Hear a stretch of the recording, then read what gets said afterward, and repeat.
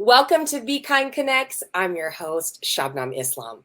It's a new year and we're celebrating Veganuary all month long with an extra special series of Connects interviews asking members of our Be Kind community why they went vegan and how it's changed their lives.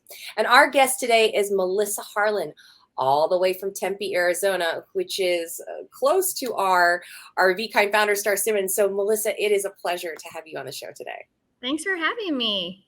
And welcome. You are a member of our VKIND community, so we absolutely love and adore you. And you're really doing a lot of things for the veg economy, and I'm excited to dive into that today. So before we do that, let's hear a little bit about why you went vegan and when you went vegan. Sure. So I grew up mostly vegetarian my whole life. Since I was a teenager, I was vegetarian. And then about 8 years ago, I started having issues with dairy. So I just went all in. And it really absolutely has changed my life because now things are completely different from where I was 8 years ago in almost all ways. But that was really, it's kind of started with health issues. Part of my change also involved going gluten-free at the same time. So I just kind of went all in, and doing both of those things together has really led me to where I am today. And now someone who's been a lifetime vegetarian, who's probably thought that your diet was what was best for you and best for the world, what differences did you feel once you eliminated dairy from your diet? I definitely felt a lot lighter overall. I didn't have digestive issues anymore. And I think for me, always the more I learn, the more I can't unknow. So on my journey, the more I learn about it, I just know for myself, for the planet, that choice is really important to me. So I can't unknow the things I've learned, in my journey. You've taken the red pill and you've exited the matrix, as we like to call it. Yeah, exactly. And I love this because initially your why was for you. It was individual. It was self-centric based, right? About your health. And there's nothing wrong with that. Yeah. But now what would you say your why is? Now I'm very focused on the planet. Obviously, I'm an animal lover. So as you can see our bunny behind me, it's all the things. It's not just my health. It's every aspect of being vegan really impacts everything that I do. And the sustainability of it is a big one for me. Sustainability is a huge focus for me as well. I love that you pointed out that bunny back there because, as you know, VKIND, we've kind of got the same symbolism here for veganism. But what does that bunny symbolize for you? So that is one of our logo bunnies. We have two bunnies as our tea room logo. That particular bunny is garbanzo bean. We use aquafaba and garbanzo beans in almost all of our dishes or all of our menus. And so Bean Bunny is the star of the show. When people come to our tea room, everyone wants a picture with Bean. So that one's kind of one of our superstars there. Did you just say Bean Bunny? Bean. His name is Garbanzo Bean, but we call him Bean. Yeah. And so tell us a little bit about Drink Me Tea Room, how this came about. And it actually came about in probably the scariest time of most people's lives. Yeah, we actually opened July of 2020, so right in the middle of the pandemic. To backtrack a little bit, I come from a corporate background, so I worked a corporate job for a long time, and I knew I was leaving, but I didn't know what I was going to do next. And so we took a trip, my family and I took a trip to London and ended up doing afternoon tea in a number of different places on our trip. And that was the most memorable thing that we did. Even my kids, who argue a lot, totally agreed that we loved doing afternoon tea. So I decided this is probably my next thing, and started writing a business plan on my flight home to open a tea room in my neighborhood. So I knew going into it, at that point, I already was vegan and gluten-free, and I've lived that way for quite a while, and I know the struggles of going out to eat. And me being vegan and gluten-free, going to these places, my experience was very different from my family's experience. who didn't have the same diet challenges that I did. And the modifications just definitely don't give the same experience overall. So I knew what I wanted to create was something where no one felt their experience was any lesser than anyone else, and that everyone can eat here without having to worry about it. And I love that you say that, because I think the assumption is with a tea room is that all we're going to serve is like loose leaf tea. But really, it's about the accoutrements, about the dishes that come with it. So tell us what you guys have. Yeah, so we serve traditional afternoon tea, which typically is a three-tiered tray that involves a number of different items. So our full afternoon tea involves a dozen different items. We have 5 savory items, and then the rest are scones and sweets. And it comes presented all on the 3-tiered tray. Everything is very small. It's like 2 to 3 bites usually, but all very cute. So it's all about the cute factor, lots of photo opportunities. We have small strawberry tarts. We do decorated cookies. We make little meringue mushrooms on our menu. And then some of the savory items, we're doing like an egg salad sandwich that's tofu based. And we make everything here as well. So we're making our own mayo. We're making our sandwich fillings. We're making all of our pastry dough. Everything we do, we make here. And we also try to use as many organic ingredients as we can buy.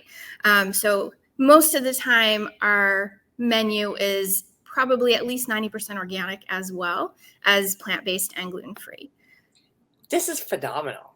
This is phenomenal. And what I love about you guys there, Melissa, is that you're not only expanding the veg economy, but I think you're really working to show people what is possible, right? Mm-hmm. And yeah. Go on. I was going to say a lot of people are surprised.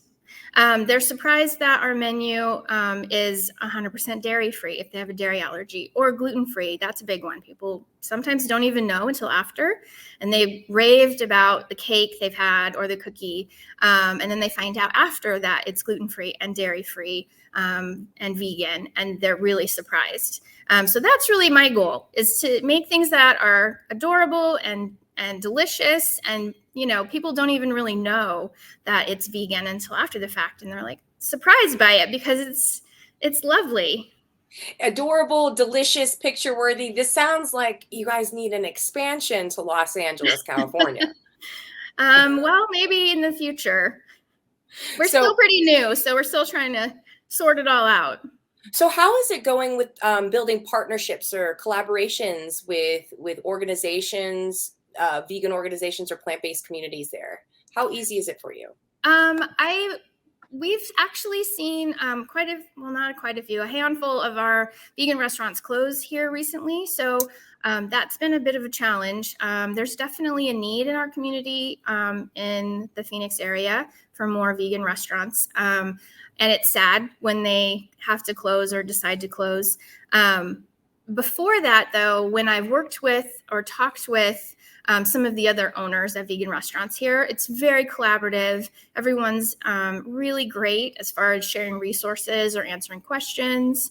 And then I know there's a huge community here, in a vegan community here in Phoenix, that are very, very supportive, and they've been lovely.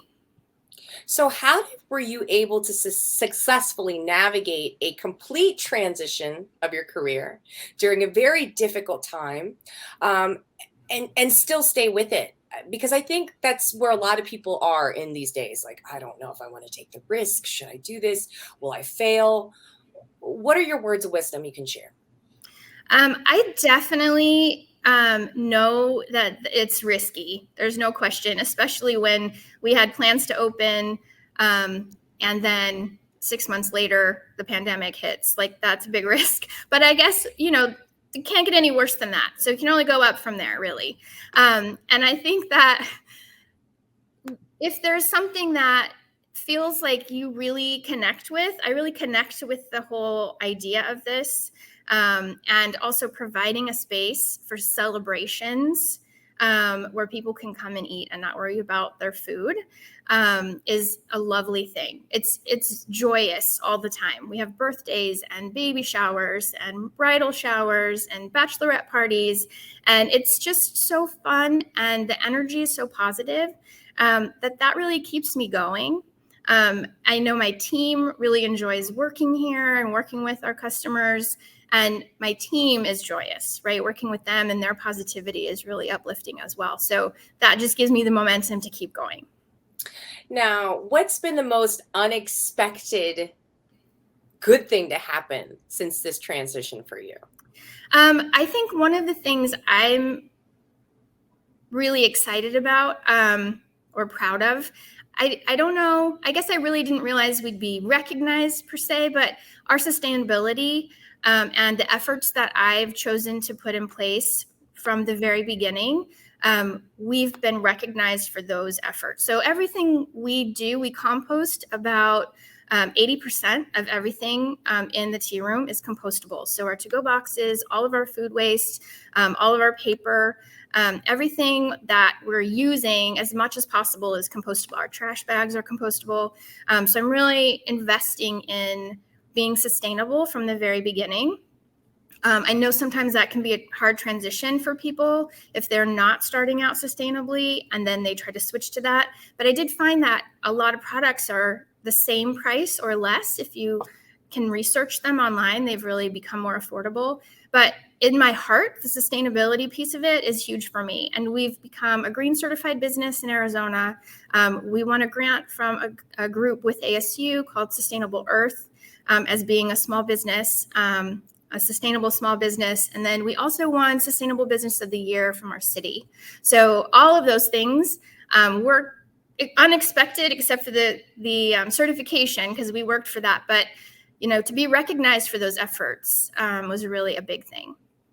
And we are so happy to have you as part of our VKIND community and expanding the veg economy with the amazing work that you're doing, Melissa. And there you have it, VKIND.